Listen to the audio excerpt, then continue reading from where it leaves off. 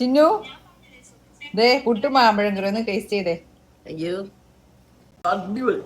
എന്റെ അമ്മ പൊളിയാണല്ലോ, ഇഷ്ടപ്പെട്ടോ? ഭയങ്കരമായിട്ട്. അപ്പൊ ചിന്നു ഇത്രയും പറഞ്ഞ സ്ഥിതിക്ക് നമുക്ക് ഇതിന്റെ റെസിപ്പി ഒന്ന് കണ്ടാലോ. അപ്പൊ ഇന്ന് നമ്മൾ ഉണ്ടാക്കുന്നത് മാമ്പഴപ്പുട്ടും മാമ്പഴക്കറിയുമാണ്. നമ്മൾ മാമ്പഴപ്പുട്ട് ഉണ്ടാക്കുമ്പോൾ വെള്ളത്തിന് പകരം നല്ല പഴുത്ത മാംഗോ പൾപ്പാണ് ഉപയോഗിക്കേണ്ടത്. നല്ല സോഫ്റ്റ് ആവാനായിട്ട് ഞാൻ കുറച്ച് തേങ്ങാപ്പാലും കൂടെ ചേർക്കുന്നുണ്ട്. കുറച്ച് കട്ട് മാംഗോസും നമുക്ക് ഈ പുട്ടിന്റെ അകത്ത് ഒരു ചെറിയ ലെയർ ആയിട്ട് കൊടുക്കാം.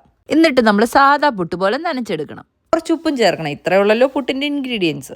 നമുക്ക് കുറച്ച് മാമ്പഴക്കറി ഉണ്ടാക്കിയെടുക്കാം. കുറച്ച് ബട്ടർ മെൽറ്റ് ചെയ്യുക, ജീരകം ഇടുക, മാംഗോ പീസസ് ഇടുക, തേങ്ങാപ്പാൽ ഒഴിക്കുക, കുറച്ച് ഏലക്കാപ്പൊടി ഇടുക. ഇത്രേ ഉള്ളൂ മാമ്പഴക്കറി. ശരിക്കും പറഞ്ഞാൽ നമ്മുടെ മാംഗോ സ്റ്റിക്കി റൈസ് ഇല്ലേ, അതിന്റെ ഒരു പുട്ടിന്റെ വെർഷൻ. നല്ല തേങ്ങാപ്പാലിന്റെ രുചിയുണ്ട്, എന്നാൽ ചെറിയ പുളിപ്പും, ഫുൾ പഴുത്ത നല്ല മധുരമുള്ള മാങ്ങല്ല, ചെറിയൊരു പുളിപ്പും ഉണ്ട്. പക്ഷെ അടിപൊളി, എക്സ്ട്രീംലി നൈസ്.